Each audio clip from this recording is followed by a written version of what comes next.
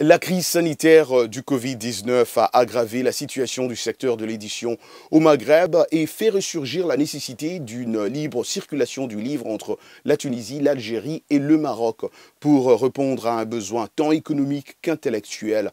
La foire internationale du livre de Tunis, FILT, le salon international de l'édition et du livre de Casablanca, Ciel, et le salon international du livre d'Alger, SILA, ont été annulés en 2020. La pandémie de nouveau coronavirus a ainsi privé les éditeurs du Maghreb de leur public et d'un incontournable rendez-vous commercial. Si les situations varient, tous les éditeurs s'accordent sur l'énorme manque à gagner, conséquence du report des événements professionnels, mais aussi de la fermeture des librairies pendant la période de confinement. Barzac en Algérie, la Croisée des Chemins au Maroc et Demeter en Tunisie estiment que leurs ventes ont chuté de 60 à 70% en 2020. Face au marasme, le changement d'échelle avec l'ouverture d'un marché maghrébin du livre pourrait toutefois offrir une issue à la crise du secteur, réclamée de longue date par les professionnels. L'essor d'un marché commun offrirait de nouveaux débouchés en élargissant la demande et en diversifiant l'offre, le tout avec un prix adapté aux lecteurs du Maghreb. C'est Noël et si le Père Noël ne vous a pas offert un cadeau, la maison Pixar a pensé à vous en offrir un, surtout aux abonnés de Disney Plus et plus tard la sortie en salle. Ce cadeau n'est rien d'autre que leur dernière production Soul.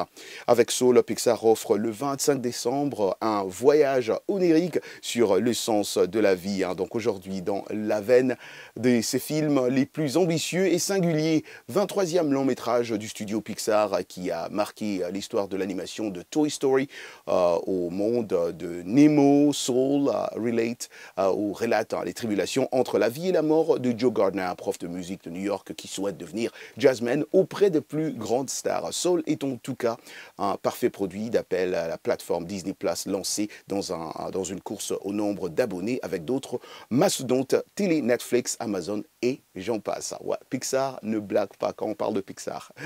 L'artiste, DJ, producteur et entrepreneur Bodhisattva a grandi en écoutant du jazz, du disco, du funk, du hip-hop, du R&B et bien sûr du soukous, du makossa et du dombolo. Né à Bangui en Centrafrique, il a commencé à faire de la musique en 1994. Il était notre invité cette semaine dans RM Show. Suivons un petit extrait.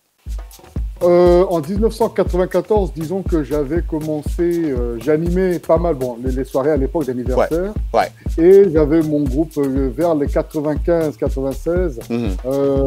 J'ai intégré le groupe, enfin que j'ai créé bien sûr avec d'autres amis à l'époque. Il y avait Shuriken, Catastrophe, Lac Salé, JB Black, enfin on avait tous des noms là, on était des rappeurs vraiment très engagés et c'était notre groupe la plaie. Attends, est-ce que c'est pas l'époque où tu avais encore les cheveux Ah mon cher, c'était l'époque où j'avais même les tresses, comment on appelle chez nous? Je me rappelle, j'avais vu ça. Non, les cheveux ne sont plus ici.